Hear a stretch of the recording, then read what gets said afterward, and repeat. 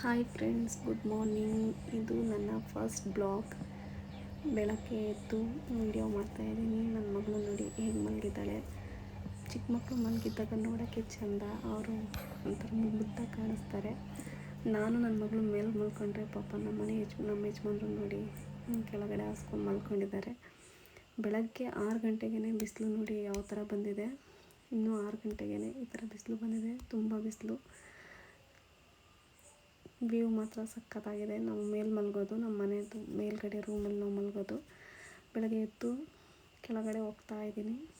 ನಾನು ವೀಡಿಯೋ ಮಾಡೋದು ಯಾರಿಗೂ ಗೊತ್ತಿಲ್ಲ, ಹಂಗಾಗಿ ವೀಡಿಯೋ ಚಿಕ್ಕದಾಗಿ ಕಾಣಿಸ್ತಾ ಇದೆ. ಎಲ್ಲರೂ ಕೂತ್ಕೊಂಡಿದ್ದಾರೆ ಬೆಳಗ್ಗೆನೇ ಮಾತಾಡಿಕೊಂಡು. ನಾನು ಎದ್ದು ಒಳಗಡೆ ಬಂದೆ. ಕೆಲಸ ಜಾಸ್ತಿ ಇದ್ವು ಇವತ್ತು. ಬಟ್ಟೆ ಎಲ್ಲ ತೊಳಿಬೇಕಿತ್ತು, ವಾಷಿಂಗ್ ಮಿಷಿನ್ಗೆ ಹಾಕಬೇಕಿತ್ತು.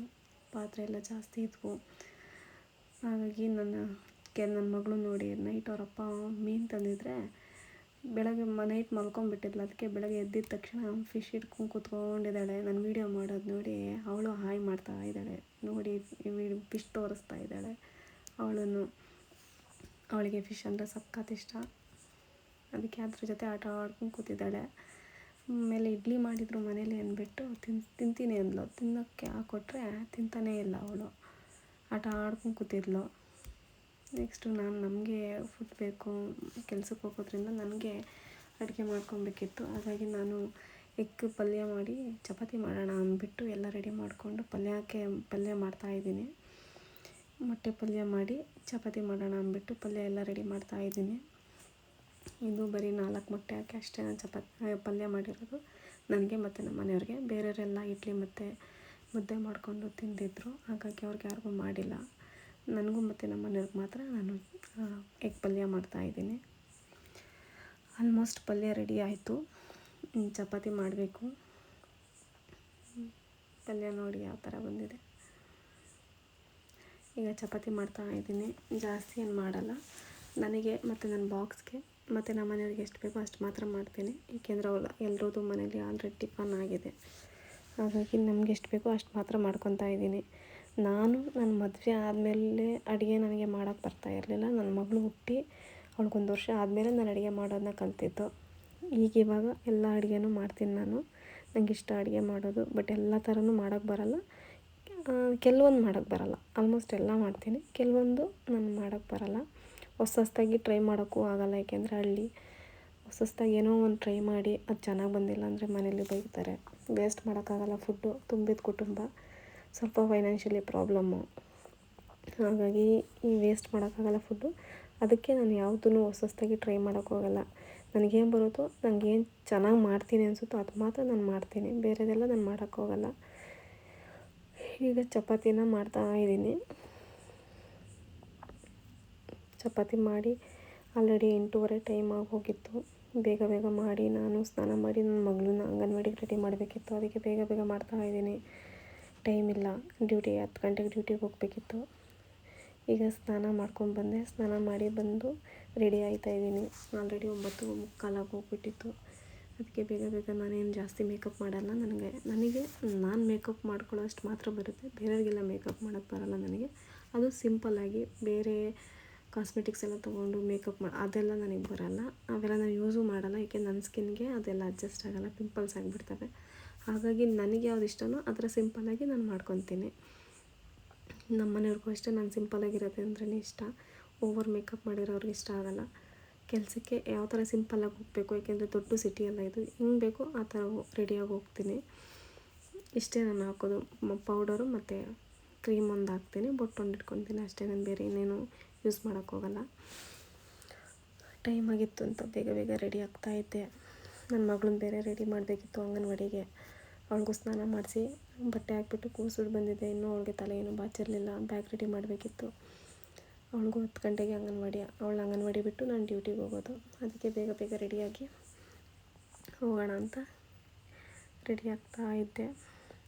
ಈಗ ಅವಳನ್ನ ಅಂಗನವಾಡಿಗೆ ಬಿಟ್ಟು ನಾನು ನಮ್ಮ ಮನೆಯವರು ಹೋಗ್ತಾಯಿದ್ದೀವಿ. ನಮ್ಮ ಮನೆಯವರು ಅಲ್ಲೇ ಗೌರಿಬಿದನೂರಲ್ಲಿ ಕೆಲಸ ಮಾಡೋದ್ರಿಂದ ಅವರೇ ನನ್ನೊಂದು ದಿನ ಕರ್ಕೊಂಡು ಹೋಗ್ತಾರೆ. ಸಂಜೆ ಟೈಮು ಒಂದೊಂದು ದಿನ ಕರ್ಕೊಂಬರ್ತಾರೆ, ಇಲ್ಲಾಂದರೆ ನಾನು ಆಟೋದಲ್ಲಿ ಬರ್ತೀನಿ. ಈಗ ಟೈಮ್ ಆಗಿತ್ತು, ಆಲ್ರೆಡಿ 10 ಕಾಲು ಆಗೋಗಿತ್ತು. ಟೈಮ್ ಆಗಿತ್ತು ಅಂದ್ಬಿಟ್ಟು ಕರ್ಕೊಂಡು ಹೋಗ್ತಾಯಿದ್ವಿ. ಗೌರಿಬಿದನೂರಿಗೆ ಬಂದ್ವಿ. ಗೌರಿಬಿದನೂರು ನೋಡಿ ಹೆಂಗಿದೆ ನಮ್ಮದು. ನನಗೆ ವೀಡಿಯೋ ಮಾಡೋದು ಅಷ್ಟು ಗೊತ್ತಾಗಲಿಲ್ಲ, ಅದಕ್ಕೆ ಈ ಥರ ಬರ್ತಾಯಿದೆ ವೀಡಿಯೋ. ಈಗ ಹೋಗ್ತಾಯಿದ್ದೀವಿ. ಶೋರೂಮ್ ಹತ್ರ ಬಿಡೋಕೆ ಕರ್ಕೊಂಡು ಹೋಗ್ತಾವ್ರೆ. ನನಗೆ ಇದೇ ನೋಡಿ ನಮ್ಮ ಶೋರೂಮು, ಹೋಂಡಾ ಶೋರೂಮ್ ಬಿಟ್ಬಿಟ್ಟು ಅವ್ರು ಹೋದರು. ಇದು ನಾನು ಕೆಲಸ ಮಾಡೋ ಶೋರೂಮು. ಇಲ್ಲೇ ನಾನು ಕೆಲಸ ಮಾಡೋದು. ಆಲ್ರೆಡಿ 1 ಮಂತ್ 1.5 ಮಂತ್ ಆಗೋಗಿ ಬಂತು ನಾನು ಕೆಲಸಕ್ಕೆ ಸೇರಿ. ತುಂಬ ಪೀಸ್ ಇಲ್ಲಿ ಕೆಲಸ ಮಾಡೋದು ನನಗೆ ತುಂಬ ಇಷ್ಟ. ಏಕೆಂದರೆ ಓನರ್ ತುಂಬ ಒಳ್ಳೆಯವರು, ನೆಮ್ಮದಿ ಸಿಗುತ್ತೆ ಇಲ್ಲಿ, ಅಷ್ಟು ಟಾರ್ಚರ್ ಇಲ್ಲ. ಹಾಗಾಗಿ ಕೆಲಸ ಇಲ್ಲಿ ನಂಗೆ ತುಂಬ ಇಷ್ಟ. ಕೆಲಸಕ್ಕೆ ಬರ್ತಿದ್ದಂಗೆ ಕೆಲಸ ಜಾಸ್ತಿ ಇತ್ತು. ಇವತ್ತು ಸಿಸ್ಟಮ್ ಮುಂದೆ ಕೂತ್ಕೊಂಡು ರಿಜಿಸ್ಟ್ರೇಷನ್ ಎಲ್ಲ ಪೆಂಡಿಂಗ್ ಇತ್ತು ಅಂತ ಮಾಡ್ತಾಯಿದ್ದೆ. ನನ್ನ ಜೊತೆ ಇನ್ನು ಇಬ್ಬರು ಅಂದರೆ ತುಂಬ ಜನ ಕೆಲಸ ಮಾಡ್ತಾರೆ, ಬಟ್ ನನ್ನ ಜೊತೆ ಇಬ್ಬರು ಕೆಲಸ ಮಾಡೋದು ತುಂಬ ಸಪೋರ್ಟಿವು. ನಾನು ಕೆಲಸ ಮಾಡ್ತಾಯಿದ್ರೆ ನನ್ನ ಜೊತೆ ಇರೋ ಹುಡುಗಿ ಕಾಯಿ ಅಂತ ಅವರು ವೀಡಿಯೋ ಮಾಡ್ತಾಯಿದ್ರು. ಮಾಡೋದೆಲ್ಲನೂ ಯಾರೂ ಕಸ್ಟಮರು ಜಾಸ್ತಿ ಇರಲಿಲ್ಲ, ಹಂಗಾಗಿ ವೀಡಿಯೋ ಮಾಡ್ತಾಯಿದ್ವಿ. ನೆಕ್ಸ್ಟು ವೀಡಿಯೋ ಮಾಡಿಕೊಂಡು ಇವಳೇ ನೋಡಿ ಗಾಯಿ ಅಂತ, ಇವಳೇ ನನಗೆ ಯೂಟ್ಯೂಬ್ ಚಾನಲ್ ಸ್ಟಾರ್ಟ್ ಮಾಡೋಕ್ಕೆ ಸಪೋರ್ಟ್ ಮಾಡಿದ್ದು.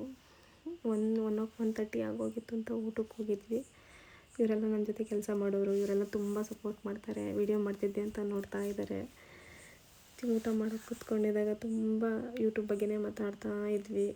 ಹೇಗೆ ಮಾಡಬೇಕು, ಏನು, ಯಾರು ಹೆಂಗೆ ಸಪೋರ್ಟ್ ಕೊಡ್ತಾರೆ ಅಂತ ಎಲ್ಲ ಮಾತಾಡಿಕೊಂಡು ಊಟ ತಿಂತಾಯಿದ್ವಿ. ತುಂಬ ಸಪೋರ್ಟ್ ಮಾಡ್ತಿದ್ದಾರೆ ನಮ್ಮ ಶೋರೂಮಲ್ಲೂ. ಚೆನ್ನಾಗಿದೆ ಮಾಡಿ ಅಂತ ಸಪೋರ್ಟ್ ಮಾಡ್ತಿದ್ದಾರೆ. ಅದ್ರ ಬಗ್ಗೆನೇ ಮಾತಾಡ್ತಾ ಇದ್ವಿ. ನನಗೆ ಆ್ಯಕ್ಚುಲಿ ಈ ಐಡಿಯಾ ತಂದಿದ್ದು ಇವಳೇ ಗಾಯಿ ಅಂತ. ಇವಳಿಂದನೇ ನಾನು ಯೂಟ್ಯೂಬ್ ಚಾನಲ್ನ ಓಪನ್ ಮಾಡಿರೋದು. ಸಂಜೆ ಆಗಿತ್ತು, ಯಾರೂ ಕಸ್ಟಮರ್ ಜಾಸ್ತಿ ಇರಲಿಲ್ಲ, ಹಾಗಾಗಿ ಸುಮ್ಮನೆ ಕುತ್ಕೊಂಡು ಟೈಮ್ ಪಾಸ್ ಮಾಡ್ತಾ ಇದ್ವಿ ವಿಡಿಯೋ ಮಾಡಿಕೊಂಡು. ಯಾರೂ ಇಲ್ಲ ಶೋರೂಮಲ್ಲಿ ಜಾಸ್ತಿ. ಸಂಜೆ ಆಲ್ರೆಡಿ 4:30 5 o'clock ಆಗೋಗಿ ಬಂದಿತ್ತು. ನೋಡಿ ಹೆಂಗೆ ಕೂತಿದ್ದೀವಿ ನಾವೆಲ್ಲ. ಸಂಜೆ ಆಗಿತ್ತು ಅಂತ ಅಂಕಲ್ ಟೀ ತಂದು ಕೊಟ್ಟರು, ಕುಡಿತಾ ಇದ್ವಿ. ಯಾರೂ ಅಷ್ಟು ಕಸ್ಟಮರ್ ಯಾರೂ ಇರಲಿಲ್ಲ. ಸೊ ಕಾಫಿ ಕುಡ್ಕೊಂಡು ಮಾತಾಡ್ಕೊಂಡು ಕೂತಿದ್ವಿ. 6 o'clock ಆಗಿತ್ತು ಅಂತ ಮನೆಗೆ ಹೋಗೋಣ ಅಂದ್ಕೊಂಡ್ರೆ ಗಾಡಿ ಲೋಡ್ ಬಂದಿತ್ತು, ರಿಸೀವ್ ಮಾಡ್ಕೊಬೇಕಿತ್ತು. ನಾನೇ ಎಲ್ಲ ನನ್ನ ಜೊತೆ ಕೆಲಸ ಮಾಡೋರೆಲ್ಲ ಕಸ್ಟಮರ್ ಅಟೆಂಡ್ ಮಾಡ್ತಿದ್ರು ಅಂತ ನಾನೇ ಲೋಡ್ ರಿಸೀವ್ ಮಾಡಿಕೊಂಡೆ. ನಮ್ಮ ಮನೆಯವ್ರ ಪಾಪ ಬಂದು ಕಾಯ್ತಾ ಕೂತಿದ್ರು. ಏನೂ ಮಾಡೋಕ್ಕಾಗಲ್ಲ, ಒಂದೊಂದು ದಿನ ಟೈಮ್ ಆಗುತ್ತೆ, ಅಡ್ಜಸ್ಟ್ ಮಾಡ್ಕೊಬೇಕು. ಏಕೆಂದರೆ ಓನರು ಏನೂ ಅನ್ನಲ್ಲ, ಲೇಟಾಗಿ ಬಂದರು ನಾವು ಪಾಪ. ಹಾಗಾಗಿ ನಾವು ಅವ್ರಿಗೆ ಅಡ್ಜಸ್ಟ್ ಮಾಡ್ಕೊಂಡು ಕೆಲಸ ಮಾಡಬೇಕು. ಈ ಲೋಡೆಲ್ಲ ರಿಸೀವ್ ಮಾಡಿಕೊಂಡು ಟೈಮ್ ಆಗಿತ್ತು ಅಂತ ನಮ್ಮ ಮನೆಯವರು ಕರ್ಕೊಂಡು ಹೋಗ್ತಾ ಇದ್ದಾರೆ ಆಟೋ ಸ್ಟ್ಯಾಂಡಿಗೆ ಬಿಡೋದಕ್ಕೆ. ಏಕೆಂದರೆ ಅವ್ರು ಲೈಟಾಗಿ ಬರೋದು, ಹಾಗಾಗಿ ನಾನು ಆಟೋದಲ್ಲೇ ಹೋಗ್ತೀನಿ ಸಂಜೆ ಟೈಮು. ಅವರು ಇಲ್ಲಿಂದ ಹೆಚ್ಚು ಕಮ್ಮಿ 1 ಕಿಲೋಮೀಟರ್ ಆಗುತ್ತೆ ನಮ್ಮ ಆಟೋ ಸ್ಟ್ಯಾಂಡು. ಹಂಗಾಗಿ ಅದಕ್ಕೆ ಅವ್ರು ಬೈಕಲ್ಲಿ ಕರ್ಕೊಂಡೋಗಿ ಕರ್ಕೊಂಬಂದುಬಿಡ್ತಾರೆ. ಈಗ ಆಟೋ ಸ್ಟ್ಯಾಂಡ್ ಹತ್ರ ಕರ್ಕೊಂಡು ಹೋಗ್ತಾ ಇದ್ದಾರೆ. ಆಟೋ ಸ್ಟ್ಯಾಂಡಿಗೆ ಬಂದು ನೋಡಿದರೆ ಯಾರೂ ಇಲ್ಲ, ಹೋಗಿದ್ದಾವೆ ಆಟೋದು. ಈ ಆಟೋಗಳು ಫಿಲ್ ಆಗೋಕ್ಕೆ 2 hours ಆಗುತ್ತೆ, ಲೇಟ್ ಆಗುತ್ತೆ, ಕತ್ಲೆ ಆಗುತ್ತೆ. ಅದಕ್ಕೆ ಹೊಟ್ಟೆ ಹಸಿವಾಗ್ತಾ ಇತ್ತು ಅಂದ್ಬಿಟ್ಟು ಗಾಯಿ ಫೋನ್ ಮಾಡಿದರೆ ಗಾಯಿ ಬಂದು ನನ್ನ ಚಾಟ್ಸ್ ತಿನ್ನೋಕ್ಕೆ ಅಂತ ಕರ್ಕೊಂಡು ಹೋಗ್ತಾ ಇದ್ದಾಳೆ. ಚಾಟ್ಸ್ ತಿನ್ನೋಕ್ಕೆ ಅಂತ ಹೋಗ್ತಾ ಇದ್ದೀವಿ. ಗೌರಿಬಿದನೂರಲ್ಲೇ ಫೇಮಸ್ ಅಂದರೆ ವಿನಯ ಚಾಟ್ಸ್ ಅಂತ, ಅದಕ್ಕೆ ಅಲ್ಲಿಗೆ ಹೋದ್ವಿ ಚಾಟ್ಸ್ ತಿನ್ನೋಣ ಅಂತ. ವೀಡಿಯೋ ಮಾಡ್ತಾ ಇರೋದಕ್ಕೆ ಎಲ್ಲರೂ ನಮ್ಮನ್ನೇ ನೋಡ್ತಾ ಇದ್ದರು. ಏಕೆಂದರೆ ಇದೆಲ್ಲ ವಸ್ತು ಹಳ್ಳಿ ಅಂದರೆ ಅಷ್ಟು ಇಂಪ್ರೂವ್ ಆಗಿಲ್ಲ, ಹಾಗಾಗಿ ಎಲ್ಲರೂ ನಮ್ಮನ್ನೇ ನೋಡ್ತಾ ಇದ್ದರು. ಅದಕ್ಕೆ ಗಾಯಿನ ಅವಳೇ ಇಸ್ಕೊಂಡು ವೀಡಿಯೋ ಮಾಡ್ತೀನಿ ಅಂತ ವೀಡಿಯೋ ಮಾಡ್ತಾ ಇದ್ದಾಳೆ. ಎಲ್ಲರೂ ನಮ್ಮನ್ನು ಮಕ್ಕ ನೋಡ್ತಾ ಇದ್ರು, ಏನು ಹಿಂಗೆ ಮಾಡ್ತವ್ರೆ ಅಂತ. ಅದಕ್ಕೆ ನಾವು ಅವ್ರಿಗೆ ಹೇಳಿದ್ವಿ, ಅಲ್ಲಿ ಕೆಲಸ ಮಾಡೋರಿಗೆ ನಾವು ಯೂಟ್ಯೂಬ್ ಚಾನಲ್ ಓಪನ್ ಮಾಡಿದ್ದೀವಿ, ಎಲ್ಲ ಸಬ್ಸ್ಕ್ರೈಬ್ ಮಾಡಿ ಸಪೋರ್ಟ್ ಮಾಡಿ, ನಿಮ್ಮದು ಫುಲ್ ಫೇಮಸ್ ಆಗುತ್ತೆ ಅಂತ. ಅದಕ್ಕೆ ಅವ್ರು ನಗ್ತಾಯಿದ್ರು. ಯಾಕೆಂದರೆ ಅವ್ರದ್ದು ಆಲ್ರೆಡಿ ಫೇಮಸ್ಸು. ವಿನಯ ಚಾಟ್ಸ್ ಅಂದರೆ ತುಂಬ ಫೇಮಸ್ಸು, ತುಂಬ ಚೆನ್ನಾಗಿರುತ್ತೆ ಅಲ್ಲಿ ಚಾಟ್ಸು. ಸಖತ್ ಜನ ಬರ್ತಾರೆ. ನೀವು ಯಾವಾಗಲಾದ್ರು ಫ್ರೀ ಆದರೆ ಹೋಗಿ ಒಂದು ಸಲ ವಿಸಿಟ್ ಮಾಡಿ. ನಾವು ಪಾನಿಪುರಿ ಮತ್ತು ದಹಿಪುರಿ ಆರ್ಡ್ರ್ ಮಾಡಿ ಬಂದು ಕೂತ್ಕೊಂಡಿದ್ವಿ, ಯಾವಾಗ ಕೊಡ್ತಾರೆ ಅಂತ. ಅವರು ಪಾಪ ವೀಡಿಯೋ ಮಾಡೋದು ನೋಡಿ ಬಲ್ದೇಕಾಯಲ್ಲಿ ಕೊಟ್ಟರು ನಮಗೆ. ತೊಗೊಂಬಂದು ತಿಂತಾ ಇದ್ವಿ. ಇನ್ನೊಂದು ಆರ್ಡ್ರ್ ಮಾಡಿದ್ವಿ ಪಾನಿಪುರಿ, ಅದನ್ನು ಕೊಡೋಕ್ಕೆ ಕರೆದ್ರು, ಹೋಗಿಸ್ಕೊಂಬರ್ತಾಯಿದ್ದೀನಿ. ಅವರು ಪಾಪ ವೀಡಿಯೋ ಮಾಡ್ತೀವಿ ಅಂತ ನೋಡಿ ನಗ್ತಾ ಇದ್ದರು. ನಮಗೂ ಕೂಡ ಈ ವಿಡಿಯೋಗಳು ಕಳಿಸಿ ನೋಡ್ತೀವಿ ಅಂತ, ಸಬ್ಸ್ಕ್ರೈಬ್ ಮಾಡಿ ಅಂತ ಹೇಳ್ಬಿಟ್ಟು ಇಸ್ಕೊಂಬಂದು ವೀಡಿಯೋ ಮಾಡ್ಕೊತಾ ಇದ್ದೀವಿ. ಎಲ್ಲರೂ ನಾವು ವೀಡಿಯೋ ಮಾಡೋದೇ ನೋಡ್ತಾ ಇದ್ದರು. ನಮಗೊಂಥರ ನಾಚಿಕೆ ಆಯ್ತಿತ್ತು, ಫಸ್ಟ್ ಟೈಮ್ ಅಲ್ವಾ ವೀಡಿಯೋ ಮಾಡ್ತಿರೋದು. ಹಂಗಾಗಿ ಏನೋ ಒಂಥರ ಮುಜುಗರ ಆಗ್ತಿತ್ತು. ಅದಕ್ಕೆ ಗಾಯಿನೇ ಇಸ್ಕೊಂಡು ಅವಳು ನಾನೇ ವೀಡಿಯೋ ಮಾಡ್ತೀನಿ ಅಂತ ಮಾಡ್ತಾಯಿದ್ಲು. ಸರಿ ಅಂದ್ಬಿಟ್ಟು ತಿನ್ಕೊಂಬಂದು ಆಟೋ ರೆಡಿ ಇತ್ತು. ಆಟೋದಲ್ಲಿ ಕೂತ್ಕೊಂಡು ಮನೆಗೆ ಬರೋಣ ಅಂತ ಬರ್ತಾಯಿದ್ದೆ. ಆಲ್ರೆಡಿ ಕತ್ಲೆ ಆಗೋಗ್ಬಿಟ್ಟಿತ್ತು. ಮಳೆ ಬೇರೆ ಬರೋ ಥರ ಆಗಿತ್ತು. ಹೊರಟು ಆಟೋ ಬಿಟ್ಟು ಬಂದು ಇಳಿದೆ. ಕತ್ಲೆ ಆಗೋಗಿತ್ತು ಜಾಸ್ತಿ. ಇದು ದೊಡ್ಡೂರು ನಮ್ಮೂರು, ಹಾಗಾಗಿ ಜನಗಳು ಓಡಾಡ್ತಾ ಇರ್ತಾರೆ, ಏನು ಭಯ ಆಗೋಲ್ಲ. ಇಲ್ಲಿಂದ ಅರ್ಧ ಕಿಲೋಮೀಟ್ರ್ ನಡ್ಕೊಂಡು ಹೋಗಬೇಕು ನಮ್ಮ ಮನೆ ಹತ್ರ. ಮಳೆ ಬೇರೆ ಬರೋ ಥರ ಇತ್ತು, ಅದಕ್ಕೆ ಬೇಗ ಹೋಗ್ತಾಯಿದ್ರೆ ಮಳೆ ಬಂದೇ ಬಿಡ್ತು. ಅದಕ್ಕೆ ಬೇಗ ಹೋಗೋಣ ಅಂತ ಹೋಗ್ತಾ ಇದ್ದೀನಿ. ಜಾಸ್ತಿ ಕತ್ಲೆ ಆಗೋಗಿತ್ತು. ಜಾಸ್ತಿ ಲೈಟು ಅಷ್ಟು ಪವರಾಗಿ ಬೆಳಕು ಬೀಳ್ತಾ ಇರಲಿಲ್ಲ. ಮಳೆ ಬೇರೆ ಬರ್ತಿತ್ತು ಅಂತ ಹೋದರೆ ನನ್ನ ಮಗಳು ಬಮ್ಮ ಮಳೆ ಬರ್ತೈತೆ ಅಂತ ಕಾಯ್ಕೊಂಡು ನಿಂತಿದ್ಲು. ನಾನು ಏನು ತತ್ತೀನಿ ಅಂತ ಕರ್ಕೊಂಡು ಹೋದ್ಲು. ನೋಡಿದ್ರೆ ಬಂದಿದ್ದ ತಕ್ಷಣ ಮಳೆ ಜಾಸ್ತಿ ಬರೋಕ್ಕೆ ಸ್ಟಾರ್ಟ್ ಆಗೋಯಿತು. ಜಾಸ್ತಿ ಜೋರಾಗಿ ಬರ್ತಿತ್ತು ಮಳೆ. ನೋಡ್ಕೊಂಡು ನಿಂತಿದ್ವಿ. ಸಖತ್ ಮಳೆ ಬರ್ತಿತ್ತು. ಈ ಮಳೇಲಿ ನೋಡೋದೇ ಒಂಥರ ಚೆಂದ, ಏನೋ ಒಂಥರ ಮನಸ್ಸಿಗೆ ನೆಮ್ಮದಿ ಅನಿಸುತ್ತೆ ಮಳೆ ಬರೋದು ನೋಡಿದರೆ. ಆಮೇಲೆ ನಮ್ಮ ಮನೆಯವ್ರು ಬಂದಿದ್ದರು. ಅವ್ರಿಗೆ ಊಟ ಹಾಕ್ಕೊಟ್ಟು ಕೂತ್ಕೊಂಡಿದ್ದೆ. ಲೇಟ್ ಅವ್ರು ಬರೋದು, ಹಂಗಾಗಿ